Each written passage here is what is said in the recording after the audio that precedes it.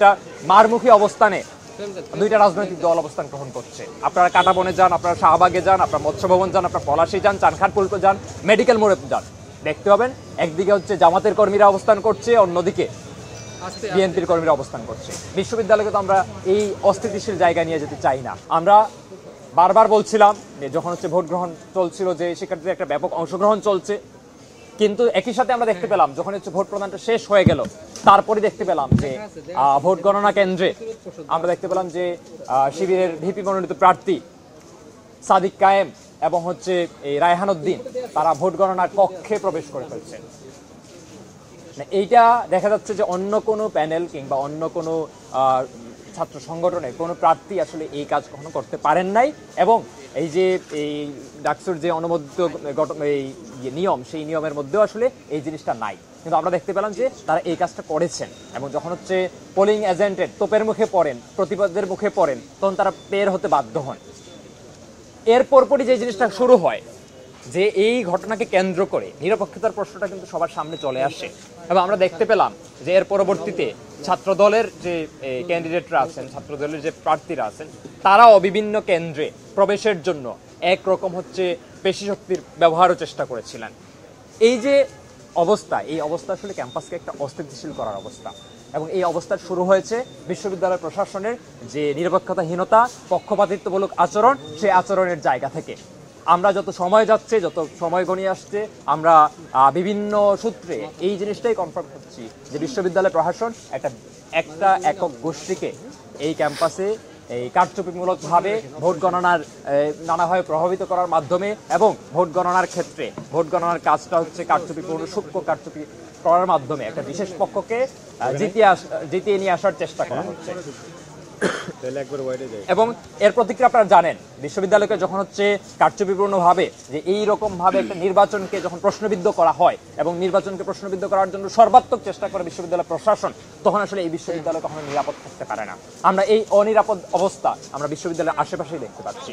যখনই আমরা এই ধরনের ঘটনার আওয়াজগুলো শুনতে পাচ্ছিলাম, খবরগুলো শুনতে পাচ্ছিলাম, ঠিক একই সময় দেখতে পেলাম যে একটা মারমুখী অবস্থানে দুইটা রাজনৈতিক দল অবস্থান গ্রহণ করছে। আপনারা কাঁটাবনে যান, আপনারা শাহবাগে যান, আপনারা মৎস্য ভবন যান, আপনারা পলাশী যান, চানখারপুলকে যান, মেডিকেল মোড়ে যান, দেখতে পাবেন একদিকে হচ্ছে জামাতের কর্মীরা অবস্থান করছে, অন্যদিকে বিএনপির কর্মীরা অবস্থান করছে। বিশ্ববিদ্যালয়কে তো আমরা এই অস্থিতিশীল জায়গা নিয়ে যেতে চাই না।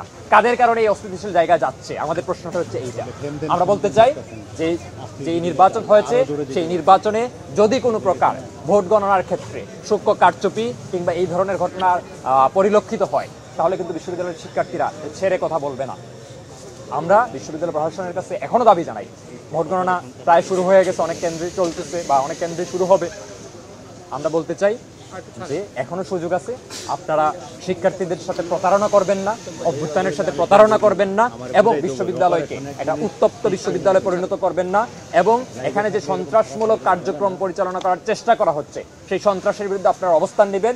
যদি আপনারা সন্ত্রাসের বিরুদ্ধে অবস্থান না নেন, আমরা মনে করব যে এই বিশ্ববিদ্যালয়কে কেন্দ্র করে যে সন্ত্রাসী কর্মকাণ্ড আগামী দিনে যে আমরা দেখতে পাচ্ছি, হওয়ার লক্ষণ দেখতে পাচ্ছি, সেটার সম্পূর্ণ দায় একই সাথে যেমন ওই রাজনৈতিক দলগুলো থাকবে, তার চেয়ে বড় দায় থাকবে বিশ্ববিদ্যালয় প্রশাসনের। আসলে আমার দুজন সহযোদ্ধা বলেছেন ইতোমধ্যে আমাদের যা বক্তব্য, আমি আসলে আমার বক্তব্য দীর্ঘায়িত করতে চাচ্ছি না। আমি শুধু বলতে চাই, আমাদের শিক্ষার্থীরা তাদের গণতান্ত্রিক অধিকারটি প্রয়োগ করবে, তাদের হচ্ছে ভোটাধিকার প্রয়োগ করবে, সেই জায়গাটাকে এত জটিল করে ফেলা, এবং আপনারা নির্বাচনী আচরণ বিধি থেকে শুরু করে আপনারা পদে পদে দেখেছেন বিশ্ববিদ্যালয় প্রশাসন কিভাবে পক্ষপাত করেছে, কিভাবে তারা বারবার করে লিখিত অভিযোগ দেওয়ার পরেও কোনো প্রার্থীর নির্বাচন আচরণবিধির যখন তারা লঙ্ঘন করেছে কোনো ব্যবস্থা তারা নেয় নাই, এবং আজকে তারা অব্যবস্থাপনার চূড়ান্ত করেছে, আজকে তারা পক্ষপাতের চূড়ান্ত করেছে। আজকে যখন আমরা একজন প্রার্থীকে দেখেছি যে সে হচ্ছে অবৈধভাবে ভোট কেন্দ্রে অবস্থান করছে, তখন তাকে বের করে দেওয়া উচিত ছিল এবং তার প্রার্থিতা বাতিল করে দেওয়া উচিত ছিল।